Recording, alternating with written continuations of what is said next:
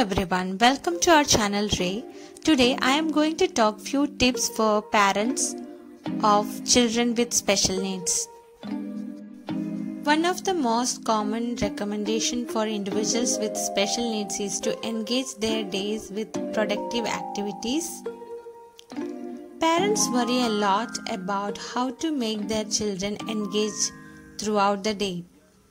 Today I am going to talk about 5 activities to engage children with special needs productively. Before starting, I must say why it is required to engage children with some activity.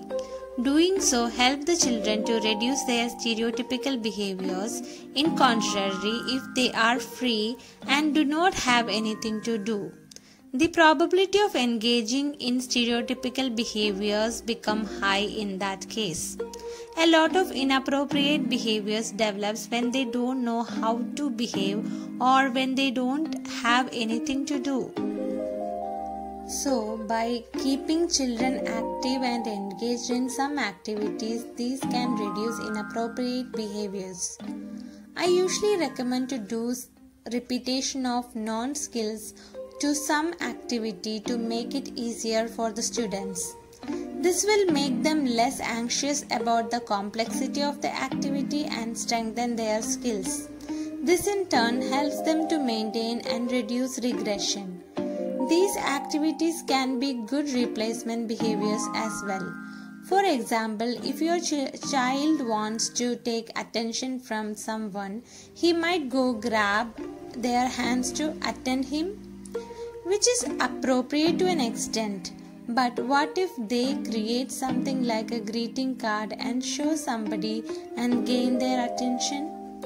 Isn't that better? Of course, these things are not easy as I am telling.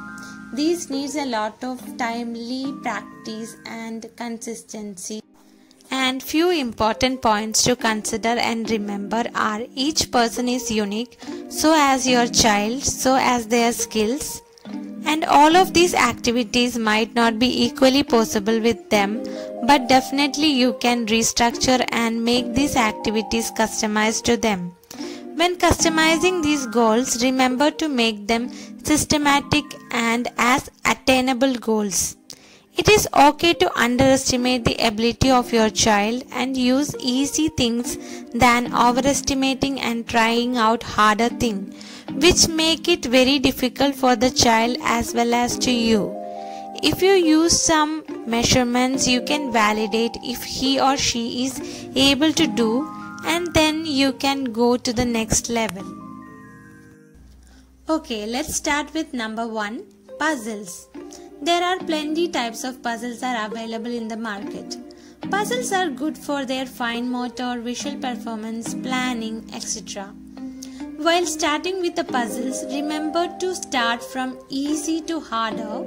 Like single insert puzzles are much easier than juxtapose or jigsaw puzzles. And whichever level they find it difficult, give more practice with them. Golden rule: when you are tired and you want your child to do something independently, give their favorite puzzles to them.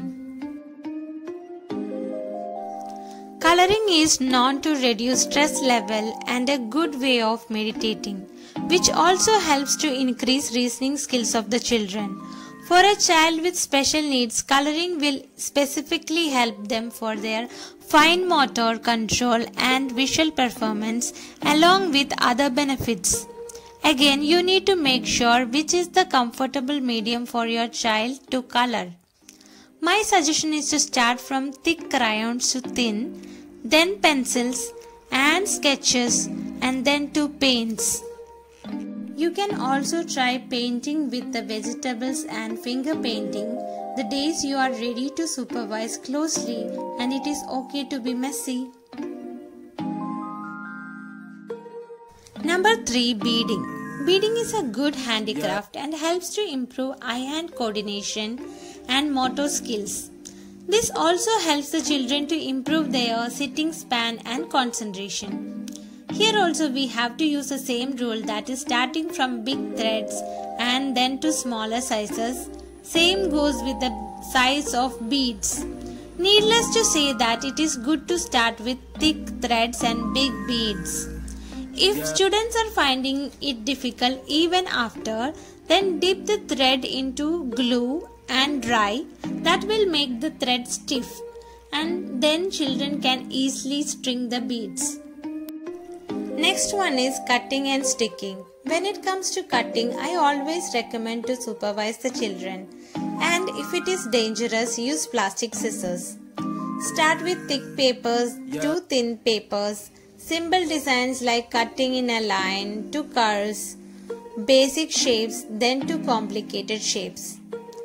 When it comes to sticking, use the same technique, that is thicker things are easier to stick than thinner ones. So start with papers like foam sheets, chart papers, then to thinner papers. If your child is not able to do cutting, you can start with sniffing the scissors as a first step, and then slowly teaching to cut in a line, then to curves, and then to shapes. For some children, you can only try sticking, and you can make cutting for them, if that makes more sense. Next one is one of the underrated skills, that is sorting, which is very basic and prerequisite for many of the other skills. You can start with teaching your child to sort few objects and then more number of them. Imagine making your child to sort kitchen utensils after washing them, or sorting clothes of different family members after drying the clothes. Wouldn't that be one of the life skill to be done, isn't it? That's all for today's video. Let me know if you would like me to do more videos like this. Please leave your comments. Thank you. Don't forget to subscribe to our channel. Thank you for all of your support. Bye-bye. Hit the like button, subscribe to our channel, spread the rays. Thank you everyone.